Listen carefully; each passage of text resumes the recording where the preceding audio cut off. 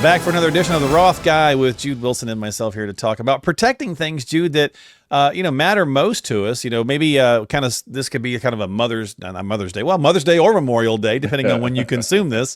But what does real financial protection look like, right? And we often tend to think of insurance or insurance products, and that could be, right? So we're going to talk about some of that stuff this week, but just the expectation and things about truly getting yourself protected and set. I know you got some good stories to share as well. So how you doing this week? I'm doing well. I'm so excited to be here because this is one topic that I'm crazy passionate about.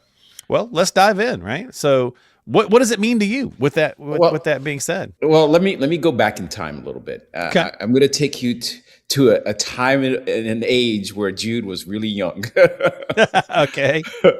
When I first got into the industry, I really wanted to be a financial planner. That's all I ever wanted to be.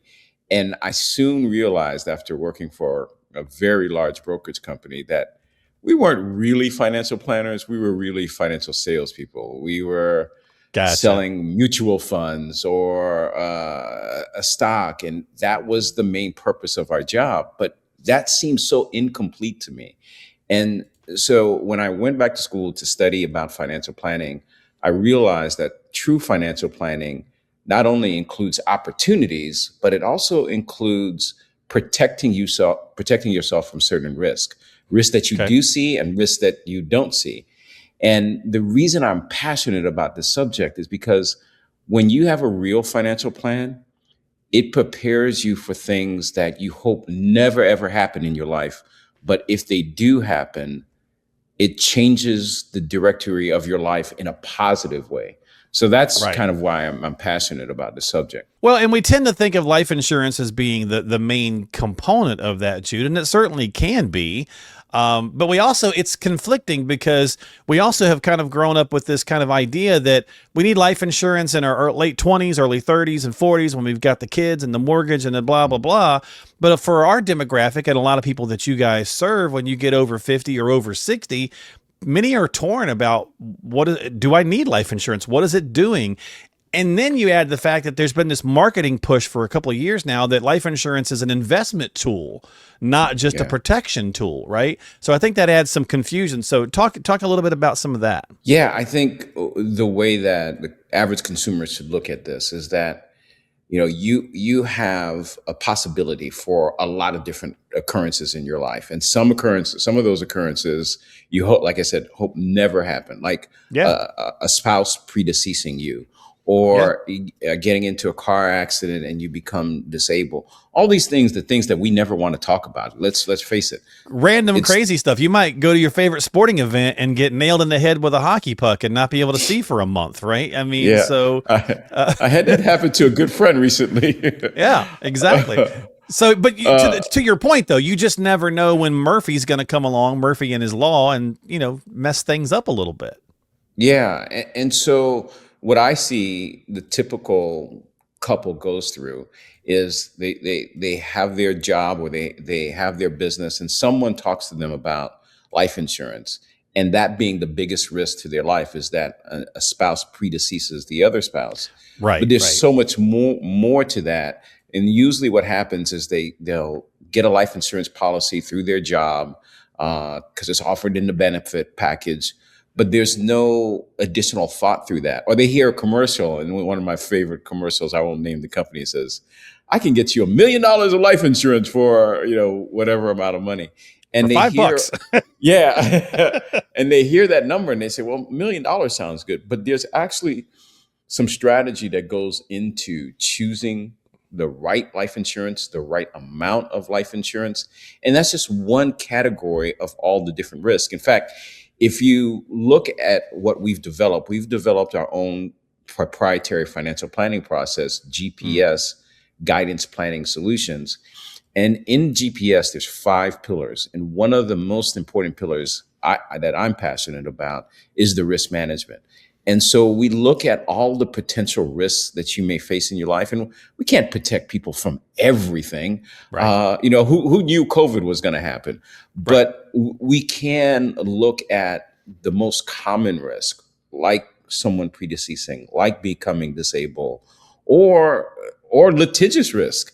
your assets are not titled properly, so that when you get sued, somebody comes after everything that you owe. But if you had Yeah. just changed the titling, it could have protected you, and given some layer, some barrier at least. So Or risk yeah, or to management that is so point, important. yeah, that's a great point, because often, sometimes too, Jude, we see people go the opposite way. They transfer assets out to maybe their kids, and it actually opens them up to being lawsuit, like the house, right? We tend to think Right. of, oh, I'm going to transfer the house over to the kid's name so that the nursing home can't come and get it.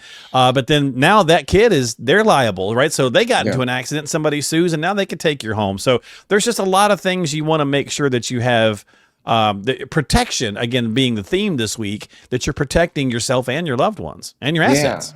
And I'll tell you a couple stories that are near and dear to my heart. I had this one couple that I had met 20 years before they retired. They became a client probably about 15 years prior to retiring. When I first met them, they had about 20 years before. Okay. Anyway, very, very successful couple. Had the husband was a doctor, the wife worked in the practice. He was a former nurse. They were such a giving couple. They worked in the community. They gave back. They had these Christmas parties for kids, because the husband was an OBGYN. And even though through our planning, about 10 years into our planning, I told them, you have reached the point where you can retire. They said, no, we love what we do. We want to keep on working. Sure. And every year, in our annual review, I'd say to them, hey, if you want to pull You the can, trigger this year, you can do it. right? One of the things that I did not fully appreciate in the beginning of our plan was that we had talked about long-term care in the event that when they get to a certain age, if they were in the position where they weren't as independent as they could be, how would they pay for care? And I remember having that conversation with them in the beginning of our planning stage. And one of their adult sons was like, I don't think they need long-term care insurance. They've got all these assets. And if you just put it in their money in the S&P, it'll outperform. Well, fast forward 15 years into the future, they finally retired. And 2 years into their retirement, the husband has liver cancer, Mm. and then a couple of years after that, the wife started facing dementia. Mm. They both Yeah. moved into an assisted living facility, and the long-term care policy paid all but $100 worth of the cost that they were facing. Oh, wow. That was about $9,000 a month that they would have had to come out of pocket. And the best part of the story to me was the eldest son that challenged the planning in the beginning Hmm. came up to me and said, after several years of his mother being in the hospital, said, Jude, I can't thank you enough. If it wasn't for you and your planning, mom and dad would have spent most of their net worth on their care in retirement. Yeah. And Mark, I can't tell you how much that touched me to my soul.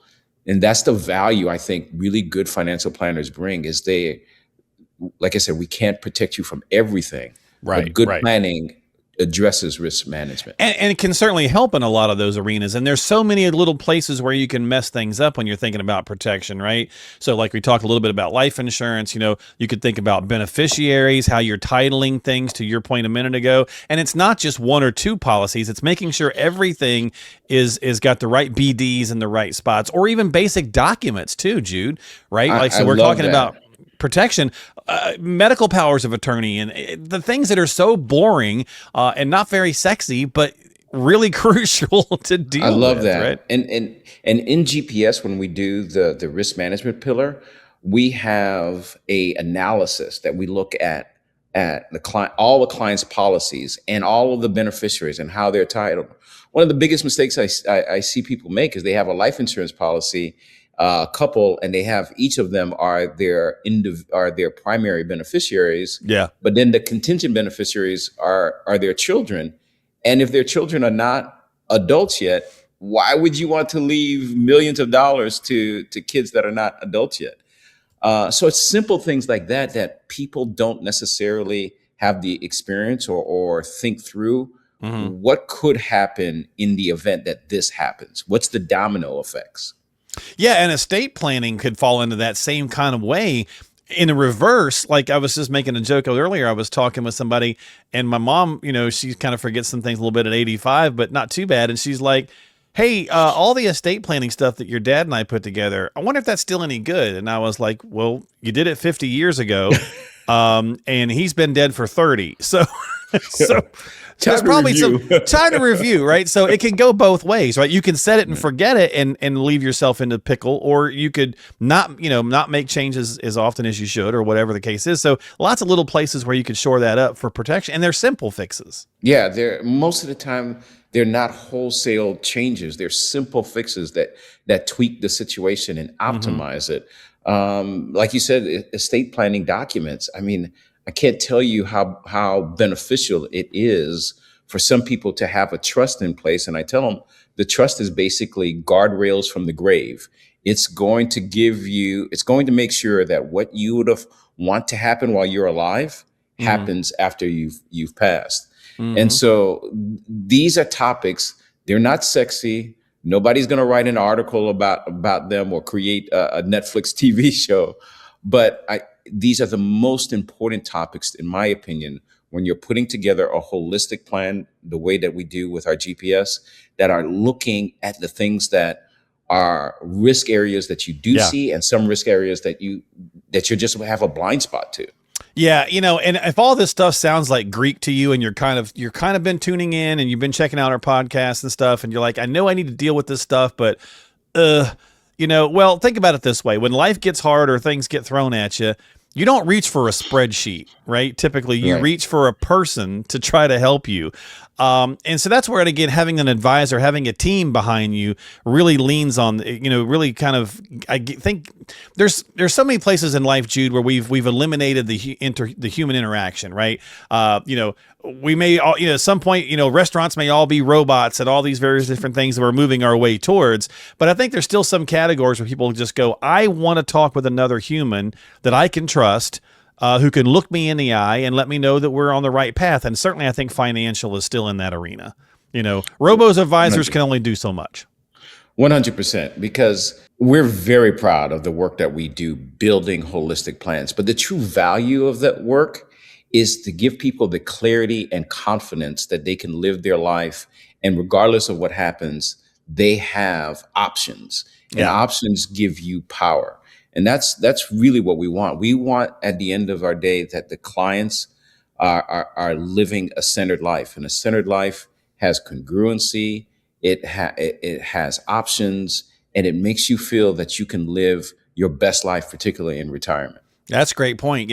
And sometimes in the partnership, there's one person who's really good at this stuff and one that's not, but having that financial team behind you, the whole team, right? A CPA, a financial advisor, maybe an elder law or an estate planning attorney, right? Then that person who gets left behind, they can go, look, this is where I turn to deal with the crap that I didn't want to have to deal with or that I didn't like doing. That's just another added benefit. That's another piece of that protection level that we're talking about this week here on the show. So as always, if you got some questions and need some help, that's going to do it for this week. We're going to wrap up here on the podcast. But look, again, it's not the flashiest of topics, but it's certainly a core pillar, Jude, to your point of the 5 pillars of getting good, sound financial advice and strategies in place. So reach out to Jude and the team. We'll have links in the show descriptions down below here on YouTube, Spotify, Apple, whatever podcasting app you like using. Hit the thumbs up, notification bell, all that good stuff so you catch new episodes when they come out. But definitely reach out to Jude and the team if you've got some questions, as I'm sure that you probably do. My friend, thanks for breaking it down, brother. As always, appreciate you. I enjoyed our time together, and hopefully the audience got some good information today. And if you didn't and you need more, again, reach out to these guys. They do this all day long, every day. So click on one of the links below. We'll have all that information there for you. You can find them online at centrusfs.com. Again, the links are in the descriptions. And we'll see you next time here on The Roth Guy.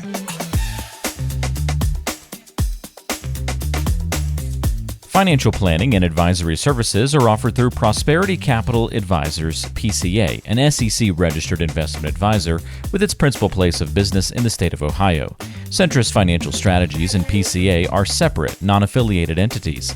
PCA does not provide tax or legal advice. Insurance and tax services offered through Centrus Financial Strategies are not affiliated with PCA. Information received from this podcast should not be viewed as individual investment advice. Product discussions and illustrations are hypothetical in nature and will vary based on many factors, including but not limited to age, health, product, insurance carrier, and product design. You should consult the insurance carrier website and policy for detailed information. For information pertaining to the registration status of PCA, please contact the firm or refer to the Investment Advisor Public Disclosure website, www.advisorinfo.sec.gov. For additional information about PCA, including fees and services, send for our disclosure statement as set forth on Form ADV from PCA using the contact information herein. Please read the disclosure statement carefully before you invest or send money.